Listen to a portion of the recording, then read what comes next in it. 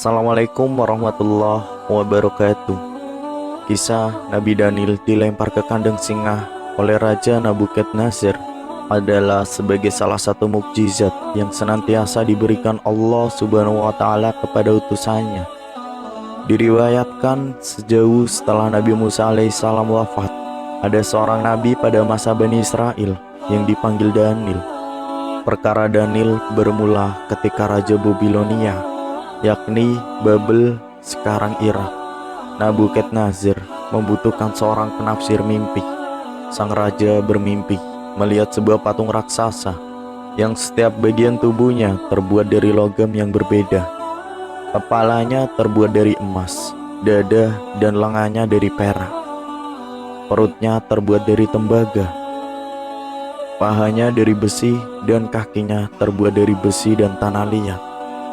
Tapi kemudian sebuah batu menghancurkan patung tersebut hingga semuanya hancur luluh dan menjadi sebuah gunung. Tak ada yang mampu menafsirkan mimpi tersebut hingga kemudian raja dipertemukan dengan sang nabi. Nabi Daniel pun kemudian menafsirkan mimpi tersebut. Patung tersebut menunjukkan kekuasaan yang silih berganti. Emas mewakili Babilonia yang kemudian akan hancur diganti kerajaan Persia yang diwakili perak. Kemudian beralih ke Yunani dengan tembaga, lalu Romawi dengan besi. Tapi semua kekuasaan itu akan hancur dan luluh lantak. Mendapat jawaban tafsir mimpi yang memuaskan, raja pun mengangkat Nabi Daniel menjadi penasihatnya. Namun bukan hal baik yang didapat. Jabatan tersebut justru melahirkan petaka.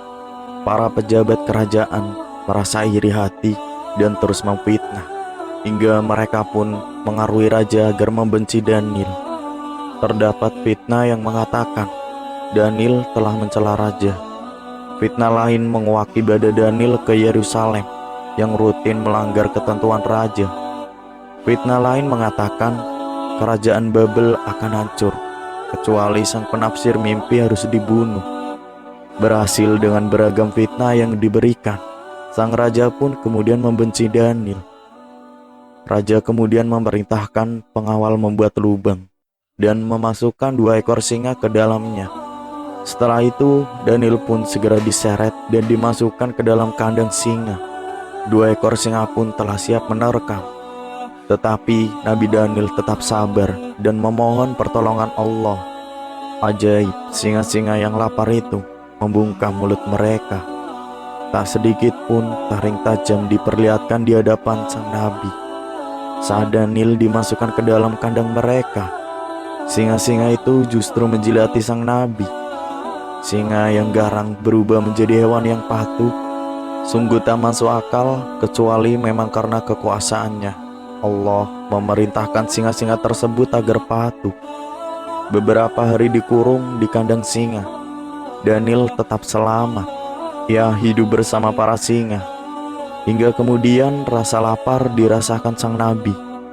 Allah pun kembali memberi pertolongan.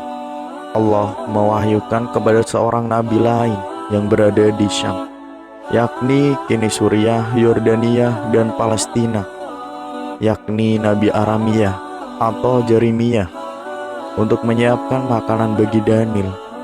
Namun Yeremia kebingungan. Ya Tuhan, saya sekarang ini berada di Yerusalem, sementara Daniel ada di Babel, ujarnya.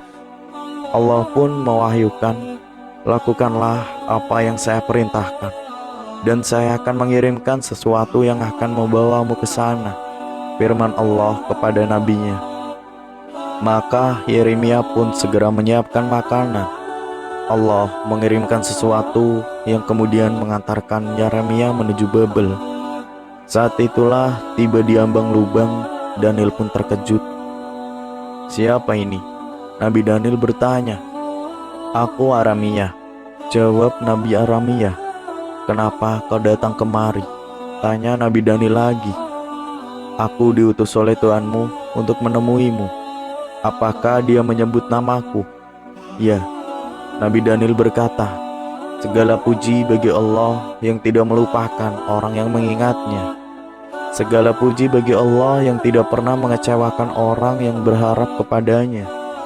Segala puji bagi Allah yang barang siapa bertawakal kepadanya, niscaya Dia akan memberi kecukupan kepadanya.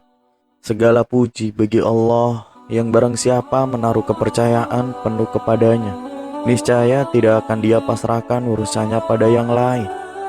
Segala puji bagi Allah yang telah membalas kebaikan dengan kebaikan dan membalas keburukan dengan ampunan. Segala puji bagi Allah yang telah membalas kesabaran dengan keselamatan. Segala puji bagi Allah yang telah menyingkap kesulitan kita setelah ditimpa musibah. Segala puji bagi Allah, Dialah yang kami percayai ketika kami berprasangka buruk atas amalan-amalan kami. Segala puji bagi Allah, Dialah harapan kami ketika semua cara tertutup di hadapan kami. Itulah kisah Nabi Daniel dilempar ke kandang singa. Semoga bermanfaat dan menginspirasi kita semua. Wassalamualaikum warahmatullahi wabarakatuh.